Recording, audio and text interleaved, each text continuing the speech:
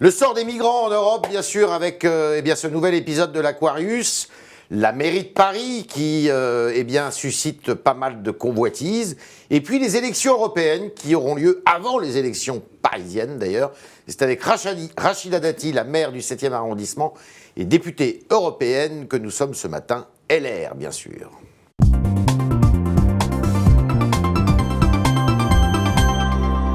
Bonjour Rachida Dati. Bonjour. Alors, est-ce que Emmanuel Macron a eu raison de refuser que l'Aquarius accoste à Marseille?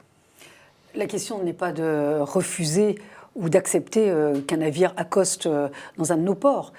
C'est l'accueil, puisque bien que l'Aquarius accoste dans un autre port, dans un autre pays, donc à Malte, on accueille quand même des migrants. Donc la question aujourd'hui, la question migratoire et la maîtrise des flux migratoires, c'est une question européenne. Bah oui. Aujourd'hui, le problème, c'est que... Vous êtes députée européenne. Oui, justement, moi je suis en charge de ces questions au Parlement européen. La question aujourd'hui, il y a deux aspects pour maîtriser les flux migratoires. Aujourd'hui, la question européenne, elle est de pouvoir reconduire tous les ressortissants qui ne sont pas éligibles au droit d'asile. Et donc aujourd'hui, vous avez de plus en plus de pays, comme on ne peut pas expulser, on n'expulse pas ou on expulse peu, plein de pays disent, écoutez, on va affaiblir le droit d'asile pour ne pas avoir des tas d'immigrés ou d'immigrants économiques. La politique des quotas, puisque les 58 justement migrants de l'Aquarius vont être répartis entre 4 pays, l'Allemagne, le Portugal, la France et l'Espagne.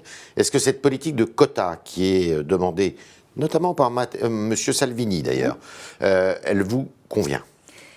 La question, il faut reprendre la cause. Là, c'est les conséquences dont vous me parlez. Vous me parlez non, moi, ce qui vous convient? Non, moi, ce qui ne me convient pas, c'est que l'Europe. Ça ne me convient pas, donc, cette politique de quotas. Je vais vous dire pourquoi. Non, mais je vais vous dire pourquoi. Non pas. Moi, nous avons adopté, nous avons discuté, nous avons eu des débats très longs depuis des années sur ces questions au Parlement européen. Qu'on puisse voter parce que on est dans l'urgence, on est dans le compromis, c'est une chose. Mais à un moment donné, il faut s'attaquer aux vraies causes. Aujourd'hui, la Commission européenne, qui légifère quand même en Europe, alors qu'elle nous impose, elle impose à des États membres des tas de législations, elle pourrait imposer aux États membres deux choses. D'abord, que les législations nationales soient plus coercitives pour les expulsions. Ces deux aspects. L'Europe peut encourager ça. Bien sûr. Comment? C'est d'abord qu'on ait une liste européenne des pays sûrs. Aujourd'hui, par exemple, on ne peut pas expulser des Soudanais, parce qu'on considère que le Soudan n'est pas sûr. L'Allemagne expulse. D'accord. Donc aujourd'hui, vous avez des migrants qui, effectivement, en fonction des pays... Mais la liste des pays sûrs, elle n'est pas européenne? Elle n'est pas européenne. Je travaille dessus. Nous n'avons pas... Quand est-ce qu'on vous arrivera à vos fins là-dessus? Il faut que la Commission se saisisse. Alors ça, c'est la première chose. Et deuxième point. Et le deuxième point... parce que l'heure tourne. Oui, mais le deuxième point... Non, mais c'est important, parce qu'aujourd'hui, on ne gère que les conséquences. Le deuxième point, c'est un peu de contrainte sur les pays tiers. On arrose, pardon de l'expression qui va encore peut-être susciter des polémiques, mais on arrose les pays d'origine, les pays par exemple d'Afrique subsaharienne, d'aide au développement. Il faut conditionner cette aide. Moi, je l'ai fait voter. D'accord. Dans un ça, cas d'un rapport. voté au Parlement européen. Conditionnement de l'aide aux pays de départ, faut que la à Commission condition européenne qu'ils acceptent de reprendre leurs ressortissants. Bien sûr. Et regardez au Mali, pendant longtemps. C'est voté. C'est voté dans un rapport d'initiative parlementaire. Il faut que la Commission reprenne. Elle ne le reprend pas. Donc si demain on imposait les expulsions, si on avait des laissez-passer pour reconduire les migrants économiques, je peux vous dire que le droit d'asile s'exercerait différemment. Rachida Dati, il y a eu un vote il y a quelques jours au Parlement européen à propos de la Hongrie pour engager une procédure de suspension de la Hongrie de l'Union européenne. Et ce vote, il a beaucoup divisé la droite européenne, conservatrice. Non, il n'a pas divisé. Je ne vous ai rien posé comme question. Qu'est-ce que vous me répondez? Non, mais divisé, il y a des gens, notamment des républicains français. Tous les groupes. Tous les groupes, d'accord. Tous les groupes Mais moi, je vous pose la question, parce que vous êtes députée européenne. Chez les LR, il y en a qui ont voté pour l'application de cette suspension, la procédure.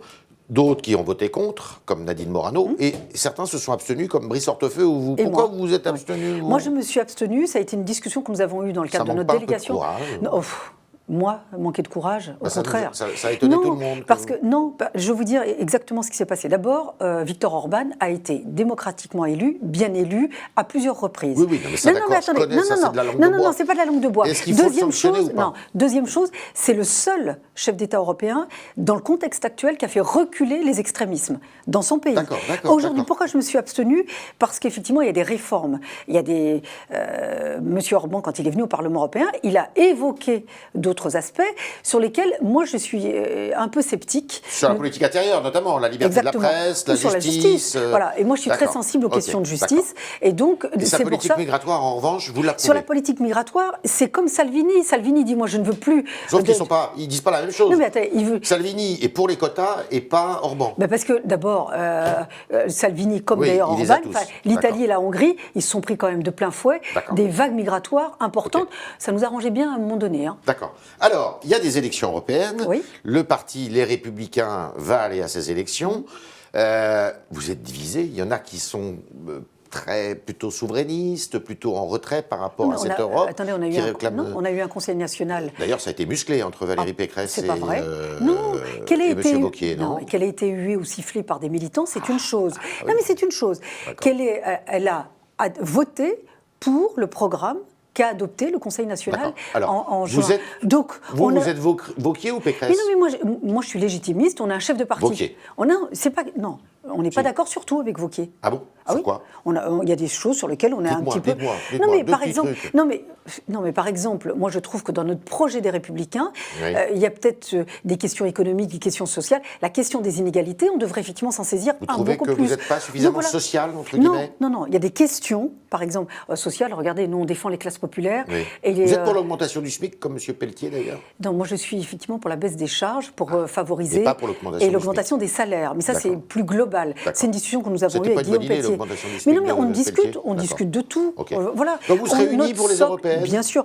Notre socle Sur quelle ligne? Sur notre socle idéologique, et notre programme a été Mais adopté on en cherche juin. votre socle idéologique, c'est Je lequel? vous invite à le lire et le retrouver Oui, sur le mais site. vous pourriez aussi en faire la promotion. Maîtrise des flux migratoires, avec les deux aspects que je viens de vous donner. Tout le monde dit ça. Les expulsions, non, tout le monde ne dit pas ça, c'est pas vrai. D'accord. Les expulsions, liste commune des pays sûrs. D'accord. Conditionnalité des aides au développement, ça c'est sur l'aspect migratoire. Ok. Sur la lutte contre le terrorisme et la radicalisation, je crois que nous avons fait beaucoup avancer la législation européenne. Vous aviez ici même dit que pourquoi pas être candidat, être tête de liste de la liste aux européennes? Non, justement, vous m'aviez posé la question. Oui. On en avait discuté avec Laurent Wauquiez, qui souhaitait savoir. C'est-à-dire qu'au tout début où le débat s'est imposé, en disant est-ce que je souhaitais conduire la liste. Vous souhaitez ou pas?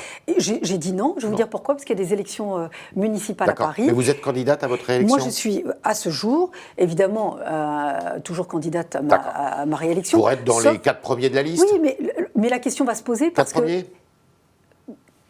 Dans les premiers dans les sur la premiers liste, parce D'accord. qu'il ne vous a pas échappé qu'on nous a modifié le mode de scrutin, qui est quand même qui Vous êtes s'éloigne des quelques-uns territoires. à vouloir repartir au combat, Brice Hortefeux, oui, mais Nadine Morano, tout le monde est con. Non, je crois que la moitié Alors, ne repart vous pas. l'avez dit, après les européennes, il y a Paris. Il y a Paris. Et donc c'est pour ça que j'ai... Maire de Paris, Rachida Dati, ça rime. On en a parlé. Oui.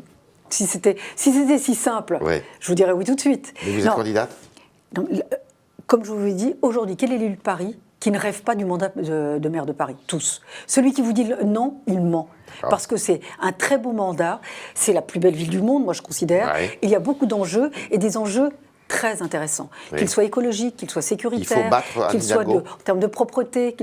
Moi je trouve qu'aujourd'hui, Paris a besoin d'alternance. D'accord. Donc à nous de nous organiser pour gagner. Alors, comment vous allez vous organiser? Eh ben d'abord, la première échéance, il ne vous a pas échappé que nous renouvelons les instances de la Fédération de Paris. Oui. Vous êtes pour qui, alors? Qui a perdu. Les Moi 4 j'ai soutenu Agnès Evren. Agnès Evren. Voilà. D'accord. Mais ça, c'est clair. Voilà. Mais parce que je voudrais que cette fédération qui a perdu beaucoup d'adhérents. C'est la meilleure des candidates, parmi les 4. Mais venons sur vous. Non, mais si cette instance est renouvelée, attendez, je termine. Si cette instance est renouvelée, les pratiques seront renouvelées, et nous avons besoin d'un projet parisien. Et le projet parisien, c'est pas les conseillers de Paris dans leur groupe que nous allons faire le projet. Nous avons besoin des adhérents et de nos militants pour concevoir ce programme. Une fois que cette élection à la présidence de la Fédération de Paris, qui est laissée vacante par M. Goujon, qui ne se représente plus, qui est le maire du 15e, est-ce que vous pourriez être candidate pour être la maire de Paris? Je pourrais comme d'autres. Je pourrais comme d'autres. Mais je pourrais comme d'autres. Florence Berthoud. Mais non, mais comme il y a Florence Berthoud, qui est actuellement à la tête du groupe. Mais elle a dit, d'ailleurs, elle le dit dans toutes les interviews, elle ne sera pas candidate à la mairie de Paris. Et ça, c'est pas son truc. Mais nous sommes plusieurs à vouloir. On a discuté. Mais il y en aura d'autres. Moi, je suis sûre qu'il y en aura d'autres. Vous savez, quand il y a tellement de Jacques Chirac. Il était jamais, on aurait pu imaginer que ce soit qui pourrait le faire l'affaire. Claude Goasguen hier, il dit il faut que ça soit Édouard Philippe, le Premier ministre. Écoutez, Vous pourriez faire une liste commune, par exemple, avec La République En Marche? Moi, je ne ferai pas liste commune avec Édouard Philippe. Ça, c'est clair. Ça, c'est clair, parce que moi, c'est un adversaire politique? Non, parce que moi, j'aime les gens qui ont de la colonne vertébrale. Vous parliez de courage. Il est grand, il a de la colonne vertébrale, ça, il fait de la boxe. C'est vrai, plus grand que moi, et plus peut-être en longueur, en centimètres, il a plus de colonne vertébrale. Je pense que au sens figuré de l'expression, je pense que j'en ai beaucoup plus que lui. Moi, j'aime les gens qui sont fidèles à leurs convictions. Je vous donne quand même les gens ont besoin de savoir. Quand même chez les Républicains qui disent pourquoi pas faire cause commune. Oui, parce que Jean-François Copé dit ça aussi. Encore un. Qui est proche de vous. Non, mais encore un, concernant Édouard Philippe, la bonne tête, le bon look, le bon costume, la théorie de l'apparence. On l'a payé très cher avec François Fillon. Donc si on peut éviter de repartir sur la théorie de l'apparence, ça serait bien. François Fillon, ce n'était qu'apparence? Je pense que l'histoire l'a démontré. En tous les cas, pour Paris ou pour d'autres échéances. On a vu, vous savez, si on paye cher aujourd'hui, vous savez, la droite républicaine est un peu à genoux, ou ne pas dire à terre. C'est aussi, on paye la lutte fratricide Copé-Fillon, et puis la présidentielle que nous avons ratée, alors qu'elle était inratable. Non, mais au-delà de ça, moi je suis plus proche de ceux qui veulent défendre notre famille politique. Moi je suis plus proche de ceux qui veulent défendre les adhérents, les électeurs et les militants. 2020, quand est-ce que tout ça va se nouer? Ça va se décanter d'ici la fin de l'année, je pense. Il y aurait d'ici à la fin de l'année, là? Moi je pense qu'en début 2019, il faut qu'on sache un peu où on va. Il pourrait y avoir une primaire, par exemple, entre vous? Nous, on avait décidé et acté en réunion de groupe qu'il n'y aurait plus de primaire. Parce que les primaires nous ont conduit... Je parle de primaire pour la mairie de Paris. Oui. On a vu la catastrophe à laquelle ça nous a conduit. Donc, on avait acté en réunion de groupe qu'il n'y aurait plus de primaire. Alors maintenant, je peux vous dire que majoritairement, on a parlé avec Brigitte Kuster, qui est la députée du 17e, ancienne maire du 17e. Elle n'y est pas favorable, comme nombreux conseillers de Paris. On ne veut pas retourner sur des guerres fratricides. J'en sais rien, il y en a d'autres. Moi, je les laisse... Brigitte Kuster serait candidate, par exemple? On en a parlé toutes les deux. Moi, je laisse ceux qui souhaitent être candidats le dire eux-mêmes. Okay. Voilà. Et à ce moment-là, vous quittez le Parlement européen si vous êtes réélu? Moi, si je choisis ma mairie, bien au-delà même de la municipale mairie de Paris, moi, vous savez, j'adore ma mairie du 7e. Et donc, la question se pose pour moi, et c'est vrai que je veux rester maire du 7e. D'accord. Donc, ça veut dire que vous lâcheriez, évidemment, l'Europe. Sur quel thème, quel motif? Ça serait quoi votre leitmotiv pour cette élection? Je pense que j'ai le courage. Je suis une femme engagée, et vous le savez, et je suis une femme de terrain. Vous savez, moi, je mène beaucoup de réunions dans l'Est parisien. C'est pas si simple. Parce qu'effectivement, on a abandonné beaucoup d'électeurs et de Parisiens de l'Est parisien. Si vous allez dans moi, je suis allée discuter des migrants.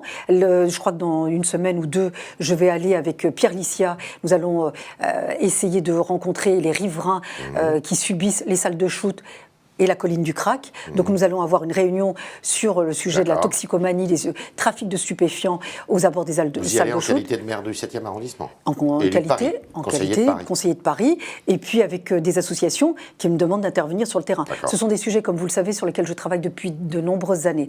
Moi, j'ai des vraies convictions. Du courage, du terrain, de l'expérience. Sur quel slogan? Et puis une équipe qui soit quand même, qui soutienne le candidat. Jusqu'à maintenant, on a perdu parce qu'on s'est divisé. Donc pour une fois qu'on n'est pas divisé, en tout cas au niveau du groupe, ça peut peut-être suivre sur la candidature. Nous sommes avec Rachida Dati, députée européenne, maire du 7e arrondissement de Paris. Et c'est avec Jean-Baptiste Sémerjian qu'on va poser vos questions, chers internautes.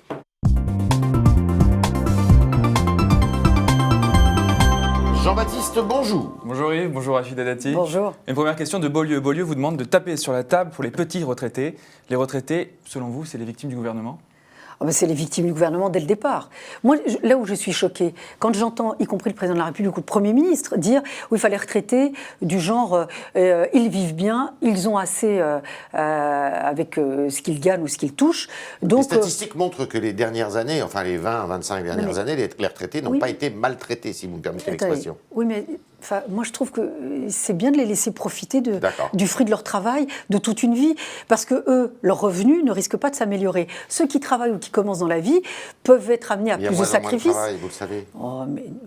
Il suffit effectivement de s'attaquer aux vraies causes de ce chômage, et notamment de ce chômage de masse. Il y a dans notre pays 25 millions d'actifs, 26 millions d'actifs, et il y a tout le reste, ce sont ou des jeunes ou des anciens. C'est-à-dire, je vous laisse 62 moins 25, ça fait la majorité. Oui, et alors ? Il y a de moins en moins de gens qui payent pour les autres. Oui, mais C'est pour ça qu'il faut réformer les retraites, et Nicolas Sarkozy avait commencé à le faire, parce qu'il n'y a pas d'autre solution. Ou on taxe, ou on allonge la durée... de départ à la retraite. Effectivement, on repousse l'âge du départ à la retraite. Ce qui a commencé à faire, d'ailleurs, regardez, les comptes de la sécurité sociale s'améliorent, Oui. ça date pas de l'année dernière, Oui, oui. Ça date aussi de réformes structurelles qui ont été menées antérieurement. Autre question. Une question plus locale. Clem se plaint que l'interdiction de boire de l'alcool sur les quais de Seine est largement ignorée. C'est vrai? Alors, c'est vous qui avez fait voter alors ça, c'est vrai que c'est moi qui ai demandé, et dès 2008, j'ai obtenu du préfet de police Pourquoi, d'ailleurs? des arrêtés Pour des raisons de sécurité? des arrêtés d'interdiction de transport, de boire sur le Champ de Mars et aux abords. Pourquoi? D'abord, il y a C'est beaucoup pas les quais de Seine alors, non? C'est le Oui, Champ mais de ça Mars. va jusqu'au... On a demandé effectivement si Jusqu'à elle la va. Seine. Voilà. Pourquoi? D'abord, il y a beaucoup de drames, parce qu'on l'ignore, aux abords des quais de Seine, liés à l'alcoolisme. Des jeunes qui sont tombés dans la Seine. Certains sont Il y en a morts, eu, mais ouais. il y en a eu. On a aussi ce drame-là. Et puis, moi, je lutte contre la vente à la sauvette d'alcool. De l'alcool qui Il y en peut a. être coupé, bien sûr, tous les jours. Et ça, moi, je remercie le procureur de Paris, le procureur adjoint, M. Perriot, avec lequel nous travaillons main dans la main pour mener une campagne très efficace de lutte contre les vendeurs à la sauvette d'alcool. Et tous les jours, on détruit des bouteilles d'alcool. Je peux vous dire que ça recule de jour en jour. Elle se plaint que ce soit ignoré. C'est-à-dire que la loi n'est pas appliquée. Vous savez, d'abord, moi j'ai eu quelqu'un qui s'est amusé à saisir le tribunal administratif pour faire annuler ses arrêtés. Ça l'a amusé, m'a-t-il dit. Donc là, on a demandé au préfet, effectivement, de reprendre. Mais c'est important, je suis la seule à le faire comme maire dans tout Paris. Donc j'aimerais que les autres maires s'en inspirent, ou en tous les cas, qu'on puisse en parler et le dire.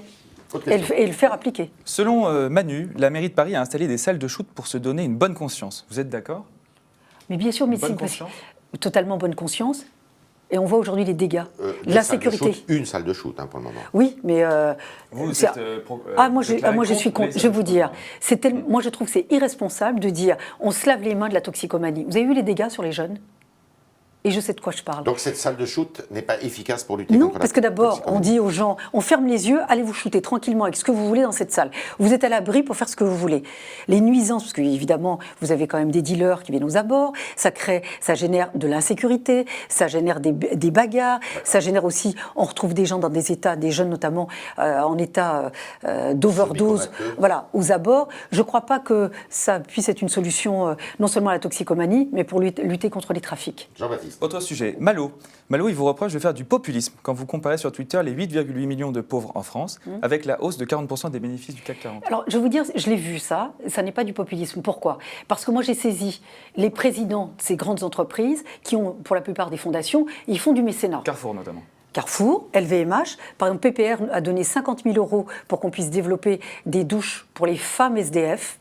Et là, nous attendons les réponses. Milité pour ça, ouais. Voilà, moi, sur ces sujets-là, c'est extrêmement important. Ces fondations, souvent, ils se donnent bonne conscience pour des raisons fiscales. Donc c'est bien qu'ils mettent cet argent pour les gens les plus en difficulté. C'est pour ça que je me suis permis... Ça a beaucoup avancé les douches pour femmes SDF. Là, alors, il y a Elles sont où ces douches LVMH, c'est des douches mobiles. Et c'est un courrier que nous avons fait avec le Mais les SDF, le ils patron savent où du... les trouver, ces douches? Bien sûr, parce qu'après, c'est le SAMU social qui est en charge qui les dirige, de ça. alors. Voilà. Donc ce courrier que nous avons fait auprès des présidents du CAC 40, il est co-signé le directeur du SAMU social et moi-même, avec le résultat que nous avons. Et d'ailleurs, je profite de cela parce qu'il y a beaucoup de patrons qui ont ignoré ces courriers. Donc c'est pas très bien. Vous avez envoyé des courriers à tous les patrons du CAC 40 ? Non, il y en a certains en fonction évidemment de leur objet social. Par exemple, que LVMH, que L'Oréal, que Carrefour, qui effectivement gagnent beaucoup d'argent par exemple sur la féminité, c'est pas mal qu'ils puissent aider les femmes en difficulté. L'appel est relancé.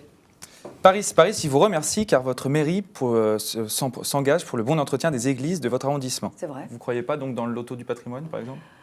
Écoutez, moi je trouve que ce patrimoine religieux est un patrimoine historique qu'il faut préserver. Moi j'ai des très belles églises dans quelles sont menacées chez moi, vous par exemple, j'ai fait un appel aux dons. On a refait tout l'éclairage de la façade de Saint-François-Xavier.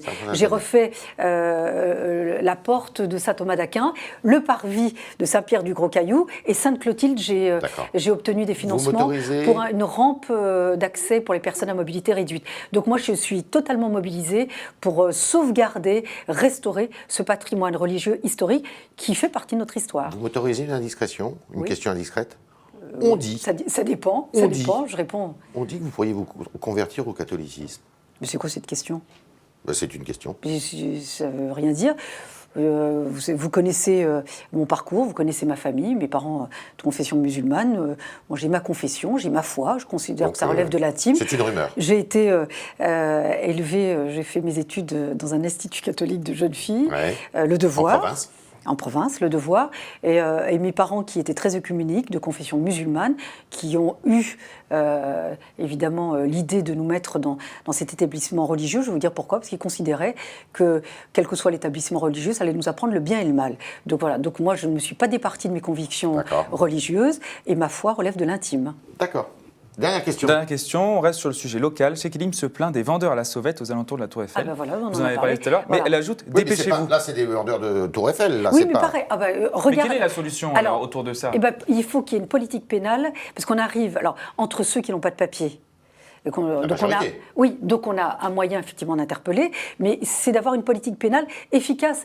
Mais qu'est-ce que vous faites? Eh ben, on interpelle et on détruit la marchandise. Au bout d'un moment, ça coûte. Ouais. Alors qu'avant... Oui, mais ils sont fournis par des grossistes, non, ces gens-là. parce que je vais vous dire, parce qu'avant, vous savez comment ça se passait? On faisait des courses-poursuites, ils passaient d'un pont à un oui, autre. c'est toujours le cas. Il y avait des accidents non aussi. Il y avait des accidents, mais aujourd'hui, on interpelle et on détruit. Je peux vous dire qu'il y a une forte baisse, et j'invite monsieur à consulter notre site internet. Vous allez voir qu'il y a une forte baisse de ces vendeurs à la sauvette.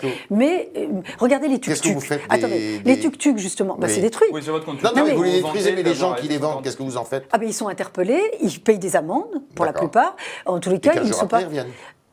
beaucoup moins qu'avant parce que quand vous touchez à leurs marchandises, Ils sont en c'est situation de grande pauvreté, non mais, généralement. non mais, Mais ils vous sont mettez sans tout papier. sur, enfin, ou s'ils n'ont pas de papier, ou s'ils vendent à la sauvette, enfin, que Ils vous sont en soyez infraction. pauvre, ça vous donne pas une légitimité D'accord. pour faire des choses Les illégales. tuk-tuk, vous alliez dire parce qu'il y en a Justement, beaucoup les aussi. tuk-tuk, on avait eu une mafia.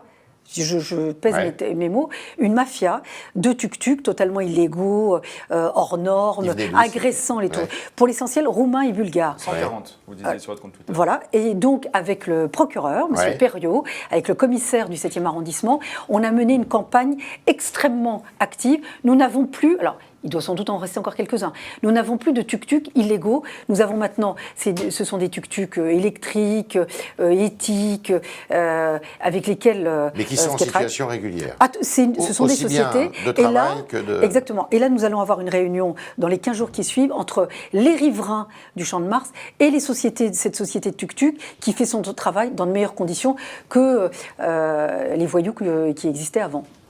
Voilà, c'était Rachida Dati qui était dans les studios du Figaro ce matin, qui a répondu à toutes nos questions. Merci beaucoup. Avec plaisir. Et merci Jean-Baptiste Sémergent de vous être fait Merci aux internautes. l'interprète des internautes. Et à demain pour de nouvelles aventures.